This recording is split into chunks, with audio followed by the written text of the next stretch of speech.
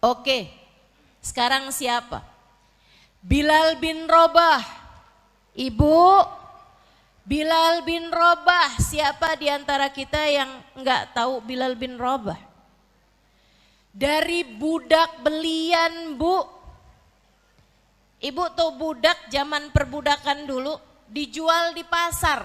Jadi kayak sekarang nih di Jakarta nih saya pernah lihat namanya pasar kambing. Ibu pernah ke pasar kambing? Saya nggak pernah, Bu, cuman lewat doang. Ternyata pasar kambing beneran pasar kambing, yang dijual kambing semua. Segala macem jenisnya kambing. Bu, orang kalau mau lihat kambing, ada nggak yang lihat gue naksir nih meni kambing, hidungnya mancung? Nggak ada. Yang dilihat cuman, wah dagingnya banyak apa enggak nih? Kan begitu? Badannya sehat apa enggak nih? Itu aja yang dilihat. Nggak ada juga, nih kambing kayaknya pinter dah. Kita beli yuk. Pinter apaan? Pinter ngomong, ngembeknya lain dah tuh, dengerin deh. Nggak ada. Kambing dinilainya karena badannya aja, Bu. Bahkan bukan kecantikannya, bahkan bukan karena kecerdasannya. Dan melulu badannya aja yang dia lihat. Budak zaman dulu kayak begitu. Jadi itu orang kalau pergi ke pasar bisa aja buat beli budak, beli orang. Zaman itu ya, Bu ya. Itu nanti kalau beli budak tuh, Bu, diteken-teken kulitnya biar tahu lembek apa keras. Ditarik-tarik rambutnya buat cari tahu keritingnya asli apa bikinan. Karena katanya kulitnya semakin gelap, rambutnya semakin keriting lebih kuat. Yuk nih ibu-ibu lihat, inget-ingetin keriting apa? Keriting apa lurus? Kayak barang, kayak binatang. Padahal kan sebagai manusia ia lahir lengkap dengan perasaan dan akal pikiran. Bilal bin Rabah dari kalangan yang begitu. Cerita-cerita semacam ini saya berharap membuatmu besar hati, Bu, siapapun kamu. Jika kamu dekat sama Nabi Muhammad memuliakanmu. Nabi Muhammad meninggikan derajatmu. Nabi Muhammad membuatmu sebagai orang yang naik kelas. Tidak hanya di akhirat, melainkan sudah dimulai dari sejak di atas muka bumi ini. Kamu jadi bertambah mulianya, bertambah berkahnya, bertambah kebahagiaan dalam hidupnya, bertambah kebaikan hatinya, bertambah mustajab doanya. Apabila kamu dekat sama Nabi Muhammad.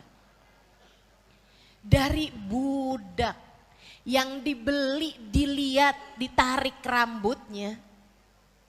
Dari budak yang buat dijual dan dibeli, ditawar-tawar orang. Ibu-ibu seiku sekalian yang saya muliakan, Islam masuk ke dalam hatinya Bilal sampai membuat Nabi Muhammad di saat Fathu Mekah memerintahkan Bilal, ya Bilal, itla' fauqal Ka'bah. Wahai Bilal, naiklah di atas Ka'bah. Wa adzin bin nas, dan azanlah wahai Bilal. Ibu, dari zaman dulu, Bu, dari zamannya Nabi sampai zaman sekarang, bahkan dari zamannya Nabi Ibrahim sampai sekarang, Ka'bah tuh nggak pernah jadi tempat yang biasa-biasa aja, nggak pernah. Selalu jadi tempat yang paling dimuliakan di atas muka bumi ini. Sampai sekarang orang tuh kalau bisa masuk ke dalam Ka'bah itu kalangannya presiden. Orang biasa mau kamu ngajuin proposal ke pemerintahan Saudi Arabia, saya mau masuk ke dalam Ka'bah, kagak dianggap ibu-ibu sekalian. Mau dia, saya mau bayar 5 miliar buat bisa saya masuk ke dalam Ka'bah. Bisa? Gak bisa. Gak bisa. Ini ibu-ibu saudaraku sekalian, Bilal bin Rabah bukan hanya masuk ke dalam Ka'bah, Nabi Muhammad memerintahkannya naik di atas Ka'bah. Dari seseorang budak yang ditawar orang ketika hendak dibeli. Dari seorang budak yang bahkan ketika dia memutuskan masuk Islam, dipukuli sama majikannya, digelandang di padang pasir panas kota Mekah. Akan tetapi ia kemudian menjadi seseorang yang Nabi Muhammad perintahkan untuk naik di atas Ka'bah. Di atas muka bumi, Bilal di atasnya. Kemuliaan macam apa itu? Saudaraku sekalian saya muliakan, dunia tuh, di dunia Bilal jadi orang mulia ibu-ibu. Sampai habis wafatnya Nabi Muhammad, Bilal berangkat ke Irak, hijrah di Irak. Orang tuh, orang Irak manggil Bilal udah bukan Bilal lagi. Kalaupun manggil nama Bilal, di depannya dipakein Sayyidina Bilal. Dari budak belian menjadi Sayyiduna Bilal. Kebanyakan orang ketika memanggil Bilal bukan lagi namanya, akan tetapi ya sahib Rasulillah. Wahai sahabat Rasulullah. Ya sahib Rasulillah. Sampai ada datang seorang perempuan bawa anaknya hampir mati. Dia bawa ke rumahnya Sayyidina Bilal, ya sahib Rasulillah. Wahai sahabat Rasulullah, tolongin saya. Anak saya sakit, udah berapa hari saya bawa ke dokter macem-macem gak bisa sembuh. Udah nyaris koma bu anaknya bu, udah lemes banget, udah sakit banget, masuk makanan gak bisa, masuk minum gak bisa. Badan udah pucet pasi, gak bisa gerak lagi udah. Ya sahib Rasulillah, wahai sahabat Rasulullah, tolongin anak saya. Bilal masuk dulu ke dalam kamarnya, keluar dengan membawa sebuah baju. Dipakaikan baju itu kepada sang anak, diselimutkan sampai nutupin semua badannya. Karena baju dewasa, dipakai anak kecil kan ketutup semua. Sampai ke kepalanya, sampai ke matanya. Dia bilang, ya sahib Rasulillah, tolong baca-bacain anak saya. Berbuatlah sesuatu pada anak saya. Kata Sayyidina Bilal, tungguin bu, tungguin, biarin aja, tungguin.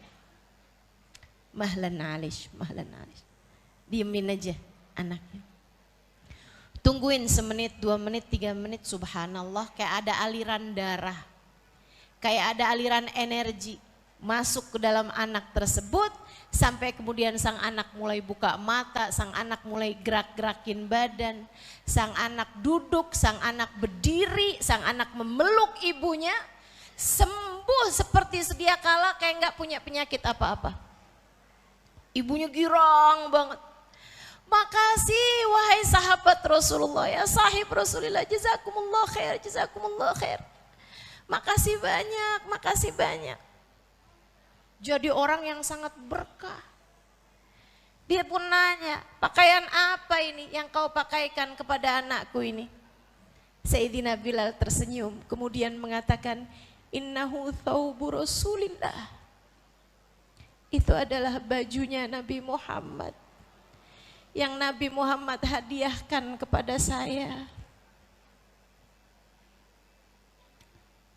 Ibu-ibu sekalian, Bilal jadi mulia karena Nabi Muhammad. Ini baru di dunia, belum di akhirat. Nabi cerita ketika beliau Isra Mi'raj, Nabi kan diajak jalan-jalan tuh ke surga. Nabi dengerin suara sendal kena air, kayak sendal lagi di kamar mandi lagi wudhu gitu.